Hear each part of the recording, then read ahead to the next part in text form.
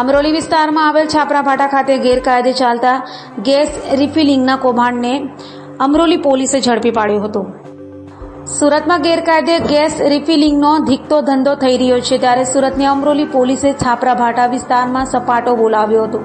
વાડીનાથ સોસાયટીના ગેટ બહાર બે અલગ અલગ દુકાનોમાં અમરોલી પોલીસે દરોડા પાડી ત્યાંથી ગેરકાયદે ગેસ રિફિલિંગ ઝડપી પાડ્યું હતું। પોલીસે દુકાનોમાંથી 48 ગેસના બોટલો, 2 ઇલેક્ટ્રિક વજન કાંટા અને ગેસ રિફિલિંગ માટેની 2 નળી કબજે કરી હતી। સાથે દુકાનદારના કુશલ ભૈરવ પ્રસાદ ગુપ્તા અને એક સગીરની અટકાયત કરી 2ને વોન્ટેડ જાહેર કર્યા હતા।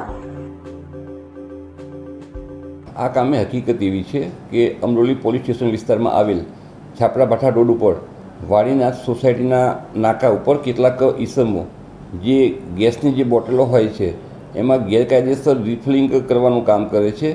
જે આધારે પોલીસે ત્યાં તપાસ કરતાં આ આરોપીઓ જે છે એ આ પ્રકારની પ્રવૃત્તિ કરતા મળી આવેલા, જેથી પોલીસે ત્યાંથી નાની મોટી મળી અને 48 જેટલી ગેસની બોટલો તેમજ ગેસ રિફિલિંગ મશીન તેમજ વજન કાંટો એ રીતે અલગ અલગ જે સાધનો જે છે એ મળી આવતા કબજે કરી અને આ કામના આરોપીઓ વિરુદ્ધ ધોરણસરની ફરિયાદ દાખલ કરી હાલમાં તપાસ ચાલી રહેલ છે।